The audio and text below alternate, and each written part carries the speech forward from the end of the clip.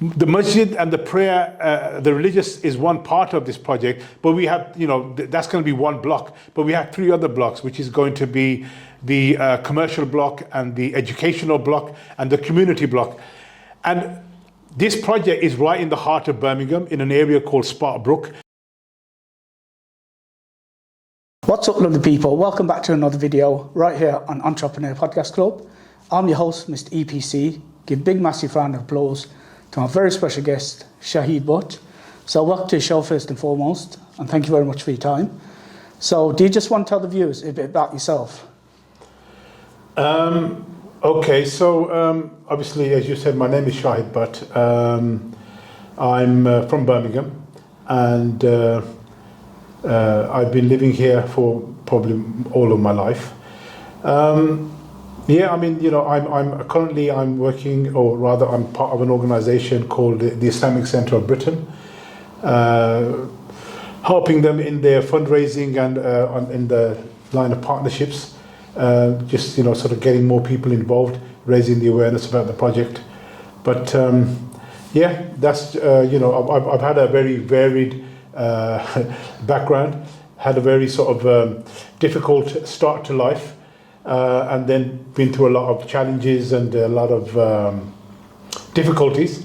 But alhamdulillah, that's all part of life. I've come through all of that, and here I am today. Okay, fantastic. So you mentioned there you had a varied life. What made you change away from where you was previously towards the road of Islam? Well, to answer that question, I'm going to have to go on, or rather take your viewers on a little bit of a journey. It means that we're going to have to go back to the 70s and the early 80s, 1980s. My introduction into the real world was at the age of 11. As I was on my way to school, I was jumped by a gang of skinheads who basically, as they were, beating the crap out of me and were calling me an effing packy and telling me to go back to where I came from. That was my introduction into the world that I was about to set foot into. And that incident sort of pushed me down a certain road, which defined the path that I took over the years. I didn't have much of an education. I was expelled from school when I was 15 or coming to 16. So I've never had any formal education. I've never been to university or college or anything like that. But what I do have, as I always say, is I have a PhD in life. So over the years and over the decades, I've seen and been and done quite a lot. I think sometimes people don't, when we look at the society today, it has changed a lot from how it was when I was, a young man.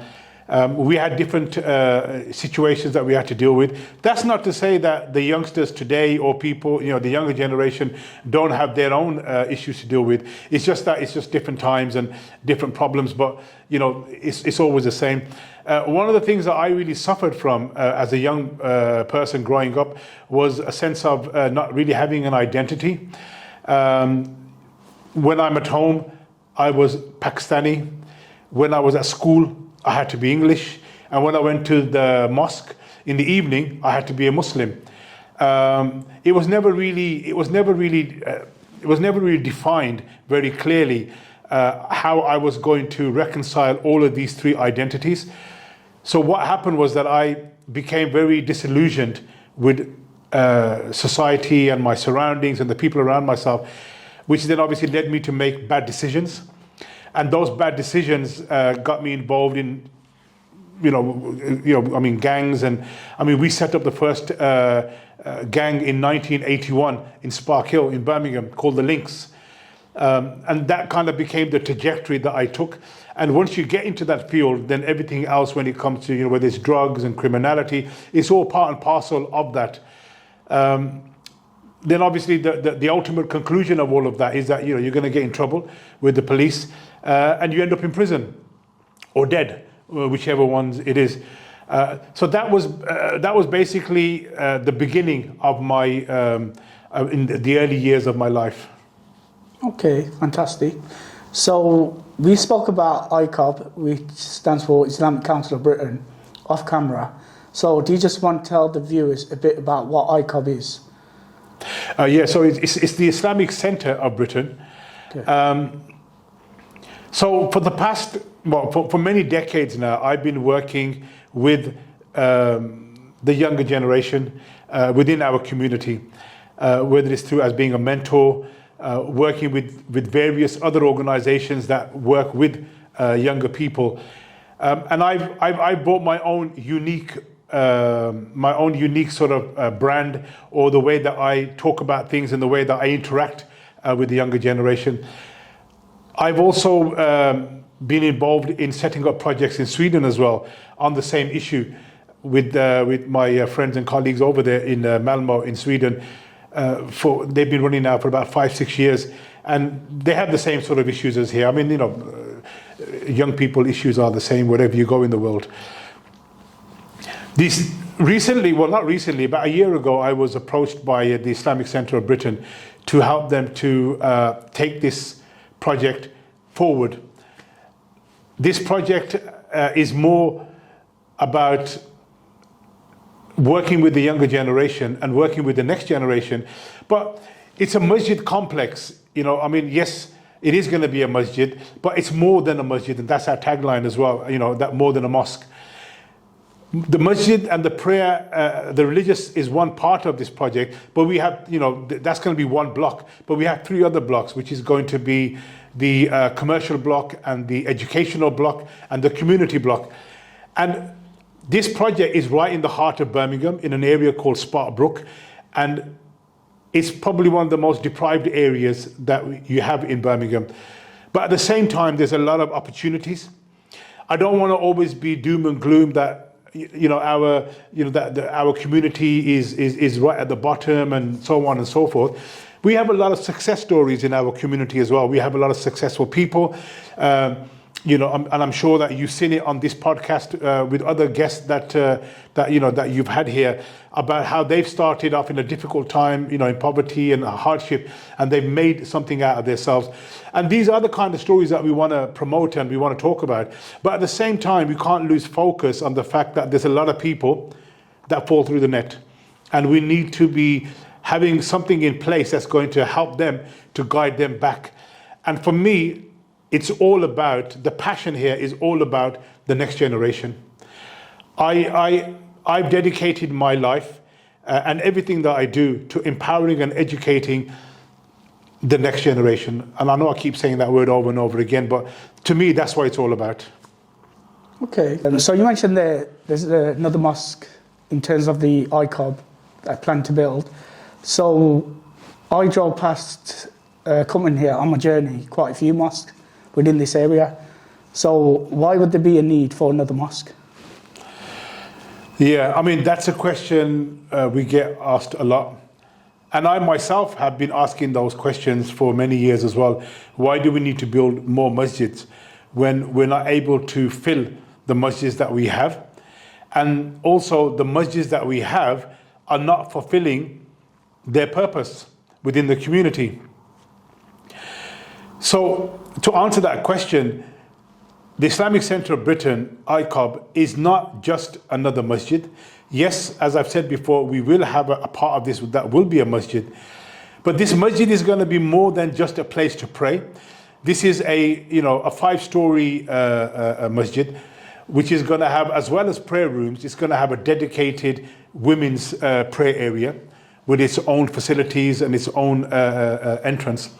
And also we're going to have, within the masjid area, within the masjid complex, there's going to be a library, an exhibition center, which is going to be running an exhibition around, Islam, where Islam started, all the different aspects of Islam, and also about Islamic history. So all the inventions that were done by Muslims, how Islam contributed to modern civilization. And I think this is something that a lot of people don't realize, even Muslims, that the contributions that Muslims made, Muslim scholars, Muslim scientists, Muslim thinkers over the centuries, has allowed us to have what we have today. You know, I mean, it was Muslims that invented the zero. And if we didn't have the zero, you wouldn't have this. Because the whole technology and you know, IT is all, it's all based around programming, and program is based around 010101. So without this kind of you know, these numbers, there wouldn't be any technology. So we're the ones that brought all this in. But unfortunately, we haven't really been doing a good job at telling people about our history.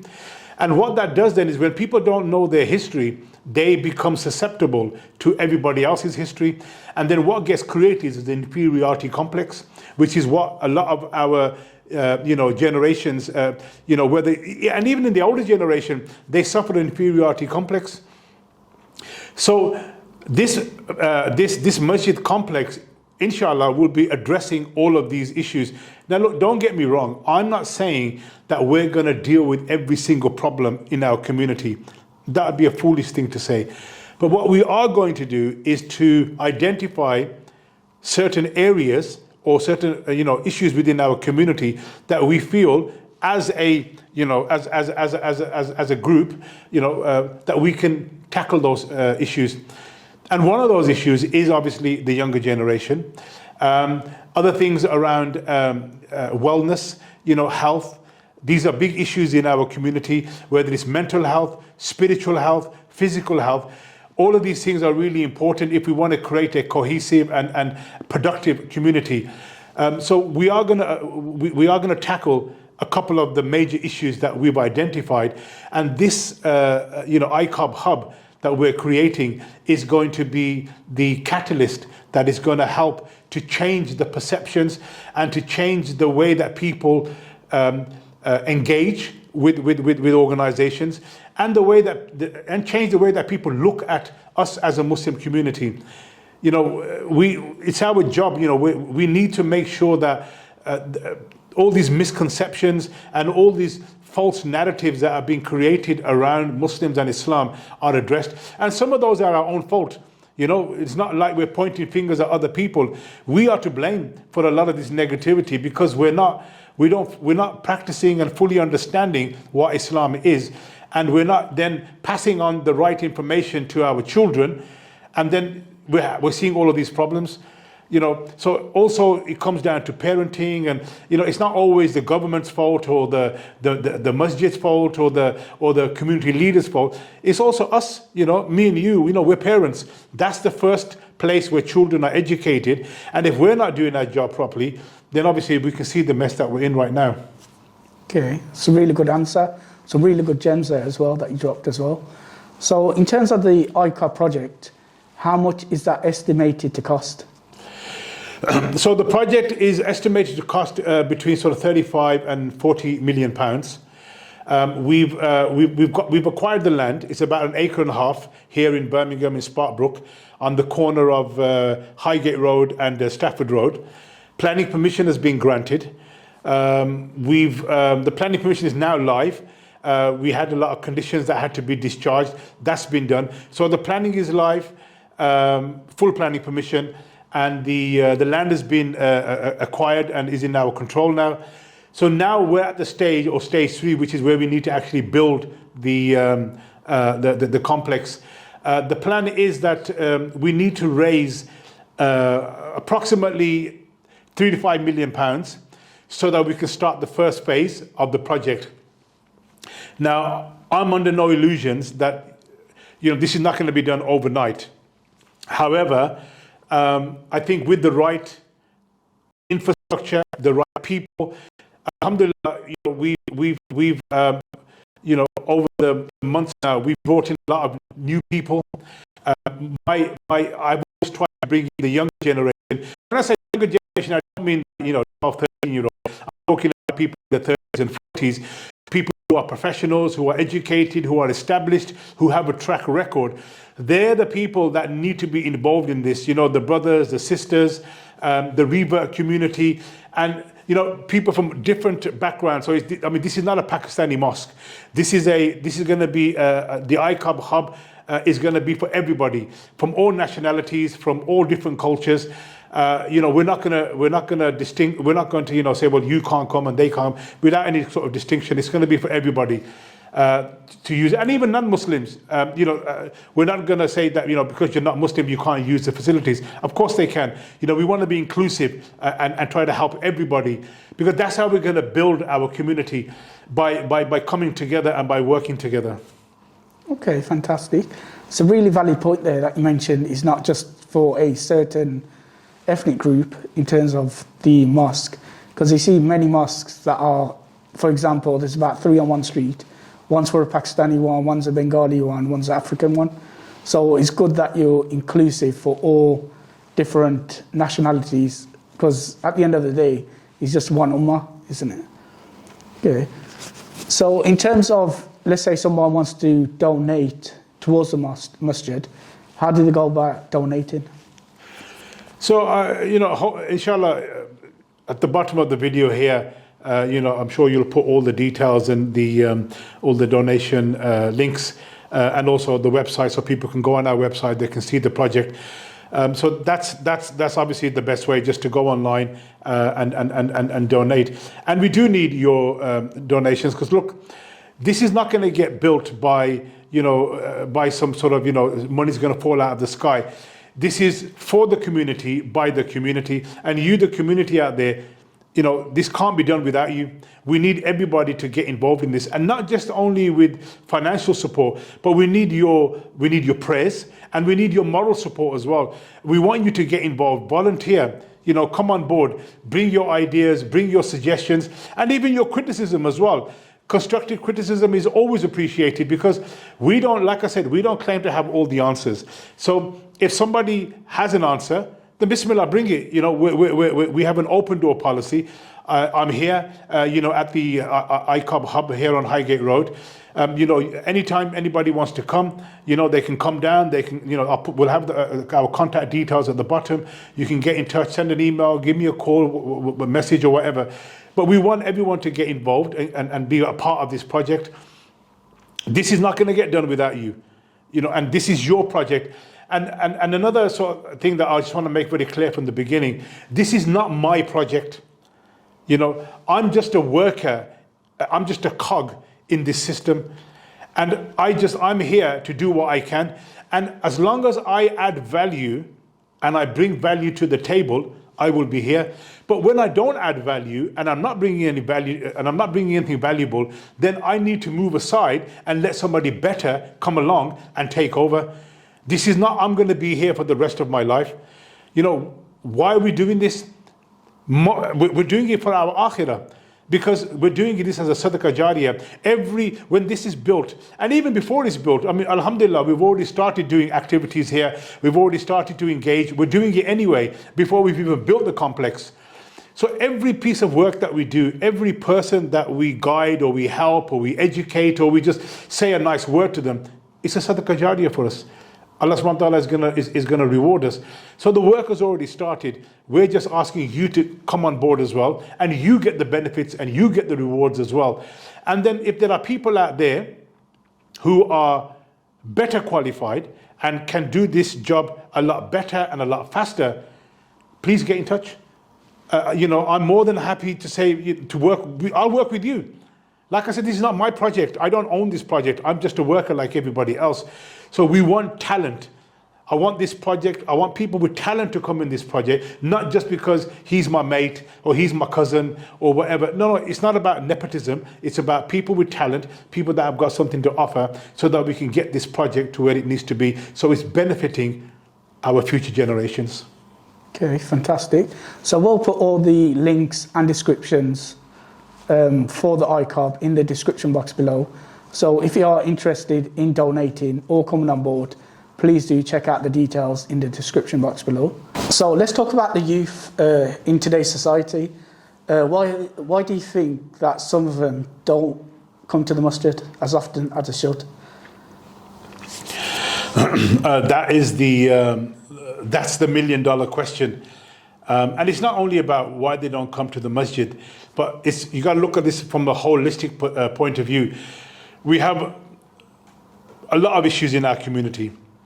I'm sure the viewers already know the kind of problems that we're facing, whether it's around antisocial behavior, crazy driving, balloons, drugs, weed, disrespectful to their elders, disrespectful to each other, and just generally having that attitude of where, you know, everybody's just trying to fight everybody. Everybody's just giving everybody mean looks and dirty looks. And, you know, it's almost like everything is always a competition.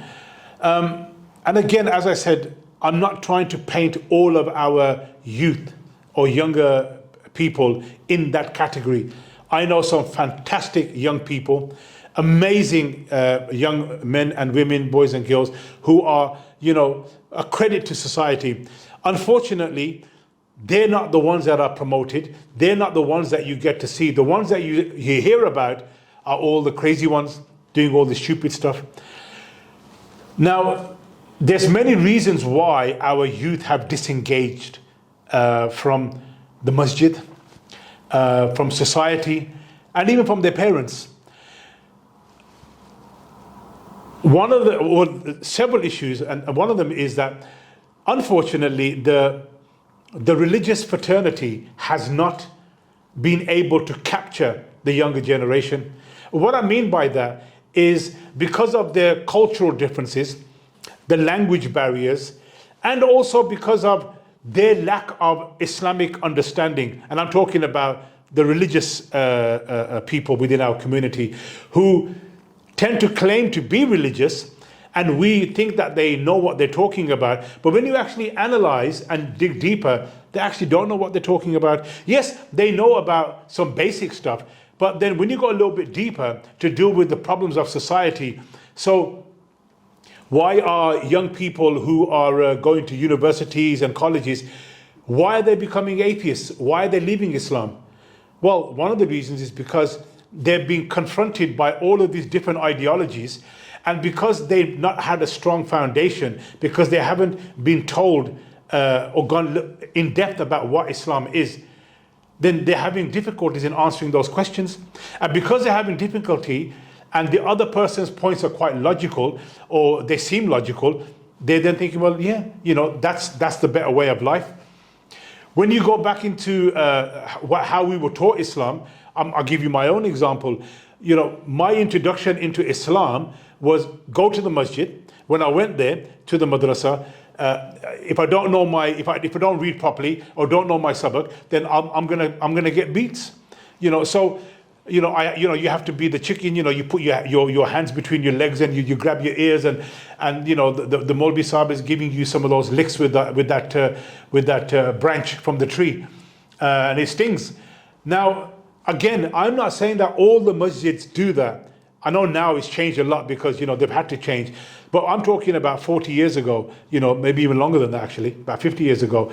So the point is that was my introduction, and I'm giving you my own example. That was my introduction into Islam. So I was never told about the beauty of Islam. I was never told to love Islam. I was never told, you know, all the great achievements and our glorious history and the lives of the life of the Prophet and the Sahaba and all the beautiful stuff. I just saw angry people, miserable people, angry people, and that was my impression, and that was my sort of window into Islam. So obviously I did what a lot of people do. I rebelled. You know, I didn't have anything to do with Islam because I didn't know anything. I was never really taught anything properly. So this is one of the main reasons that we have. And now, after 50 years on, we still see that these problems exist in our community. So this is something that needs to be addressed. Then also we have the whole environment around us. This me, myself, and I. This crazy social media environment. You know, this, you know, music and, you know, and the kind of all the, you know, the kind of what they say in these songs. You know, everybody wants to get rich. Everybody wants to have a nice car and, you know, nice threads and have lots of money. But the reality is, you're not going to be that rapper. You're not going to be that successful entrepreneur because not everybody makes it. And just because someone doesn't become a multimillionaire or a successful rapper or a successful football player or whatever, it doesn't mean your life is over. No, there's millions and millions and millions of people that just live like normal people. Not everybody's a multimillionaire. Does that mean that that's it now, our life is finished? Of course it's not. You can be a happy, God-fearing, intelligent, successful person, but just because you don't drive a Bugatti, it doesn't mean that you're not successful. So it's about making people understand and changing that perception that life is not just about making money and chasing after all of these things. Yes, there's nothing wrong with making money. I'm not against making money. Muslims should be entrepreneurs. You know, we should. But then some people are blessed with the intellect to be really good at that. Some people are not. Fine. There's lots of other things that they can do. But it's not a be-all and an end-all. So our environment, the culture around us, is always, you know, just step on everybody, crush everybody, don't care about nobody else, just think about yourself. That's another big problem that we need to deal with and that we have to face in our community. And the solution to all of this, because I'm all about solutions, the solution to all of this is having a holistic approach. We should not just be focusing on religion, that religion is the only answer. Religion is the big answer, of course, but there's other parts as well that need to be brought into it. Things like education. Education in Islam, yes, but also education in other subjects, because those subjects will bring you closer to Islam. Inshallah, as part of our the Islamic Centre of Britain, ICOB, in our life learning facility that we're going to have, we're going to focus on the STEM subjects, on the sciences, on chemistry, biology, physics, and also on the Arabic language, on the English language, on maths. Why? Because all of these subjects, these are very key subjects. These subjects, one, will help you in the world that we live in because it raises your intellectual level, it raises your IQ, and also it allows you to get into high-paying careers. But more importantly, it opens the beauty of Islam to you. When you're studying sciences, you're seeing the miraculous and the beautiful creation of Allah. When you're studying universes and stars and chemistry and all of these sort of things and sciences, automatically it takes you to the Creator. That who created all of this? Who created all these universes? So science and education doesn't take you away from Islam, it brings you closer to Islam. So these are some of the solutions that we can put together. Okay, fantastic. So once the ICOB has been built, let's say a youngster wants to come to ICOB, what would be the difference between then going to another mosque compared to come to ICOB?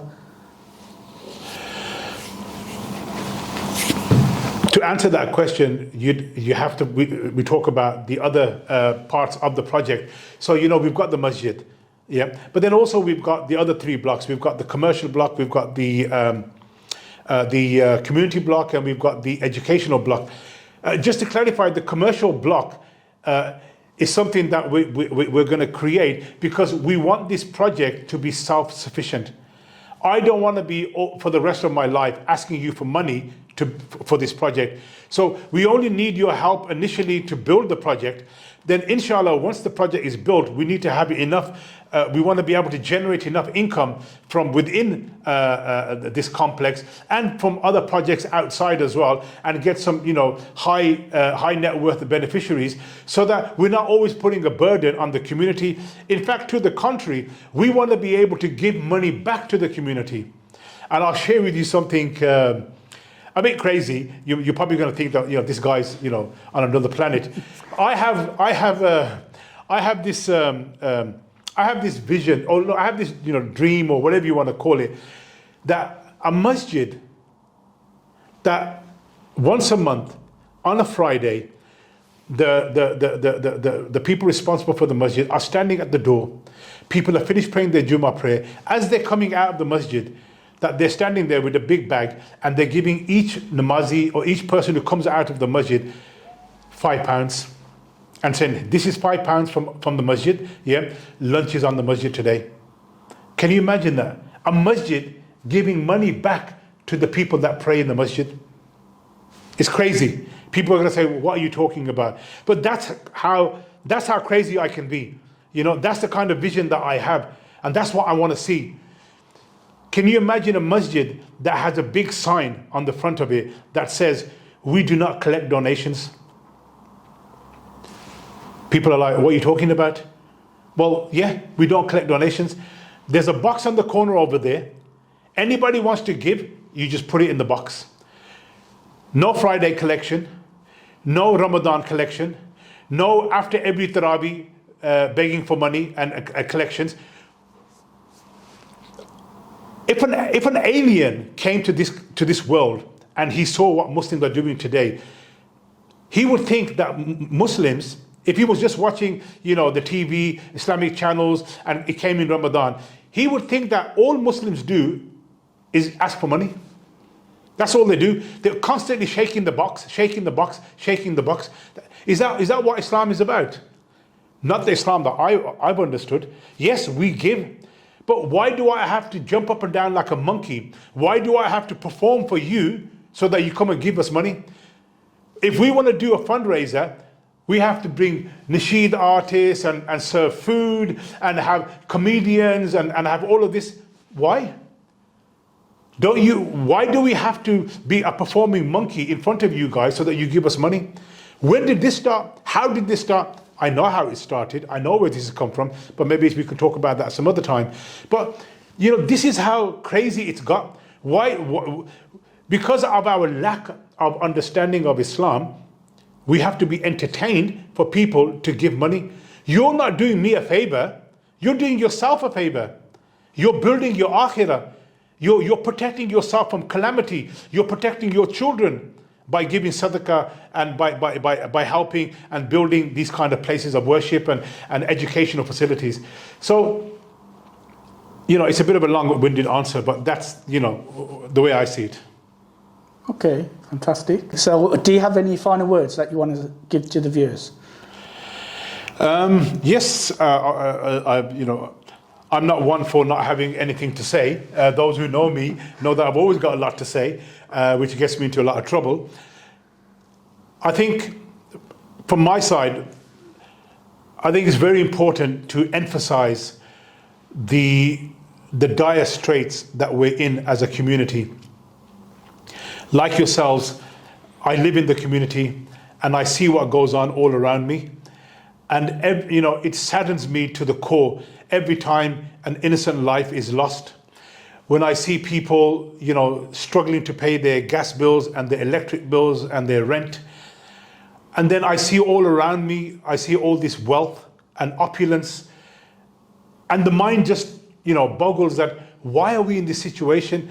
Why is there that, you know, we've got people, you know, with vast amounts of wealth and then on the other side, you've got single parents who are struggling just to pay their bills. Our elderly not being able to put on the heating. Why is there this difference? Obviously, there's lots of ways to answer this question, and I'm sure you've all got you know, your own views on this.